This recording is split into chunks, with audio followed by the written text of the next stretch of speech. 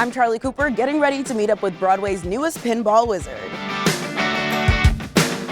Hey everybody, I'm Ali Lewis-Borski. I'm currently here in Philadelphia playing Paul in the National Tour of Company, but come March, I'll be playing Tommy in Tommy, which is my Broadway debut. But today I get to go home, going back to New York for a day and doing a photo shoot with Broadway.com. Why don't you come join me?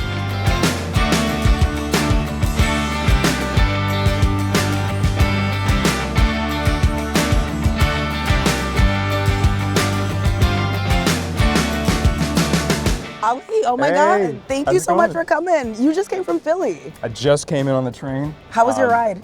It was easy, hour and a half. Okay. Pretty much slept the whole way. So you're originally from Massachusetts though, right? Western Mass. Did you come to New York often to see shows, or like how was that growing up? Yeah, I had an aunt that like every year for my birthday we'd come into New York and see a Broadway show. Usually once a year around the holidays, but it was nice to be so close. Really excited to just kind of chat with you about your role in the Who's Tommy. Yeah.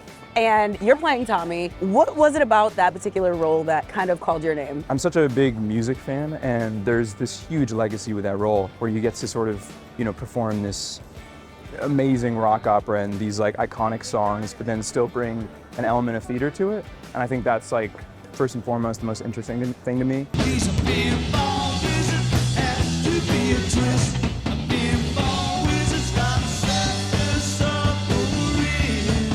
There's so much iconic music. How do you make it your own? Well, I really went back in the archives, and every single video there is of The Who performing anything, I've pretty much watched it. So I took a little bit of that, kept in the back of my head, and then brought my own voice to it, because my voice is so different than Roger Daltrey or Pete Townsend. So just having that sort of homage to these like rock legends is really fun.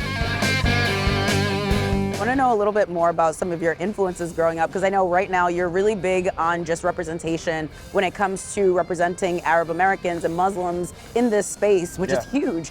Did you feel like you had a lot of people to look up to back then, and how's that changed if not? Not really. I mean, growing up I didn't really see much representation, which is one of the reasons why it was such a big thing for me to want to not only play Arab roles and because I've been able to do a couple shows that are specifically Arab, but to do roles like this where I happen to be Arab, and then also just doing a famous role that already has a legacy. And it's not about, my culture at all, but just the fact that I'm up there with the name Ali is enough, I think. And if I were a kid in the audience seeing that, that would be really big for me.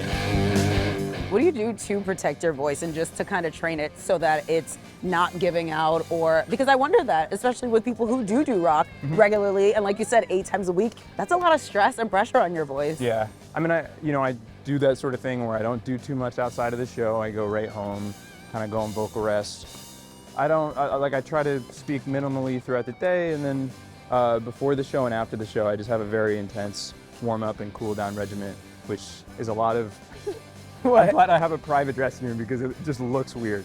A lot of tongue pulling, a lot of just making even weirder sounds than normal musical theater warm-ups. So, it's like 20 minutes of that before and 5 minutes of it after. So, I feel like being in New York and performing in New York almost becomes a character in and of itself. Yeah. How does the city inspire you in your work, if at all?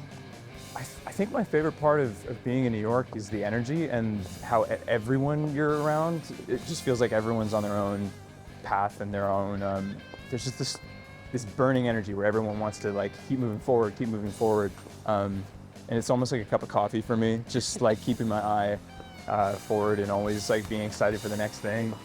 And I love the energy here and everyone's passion here.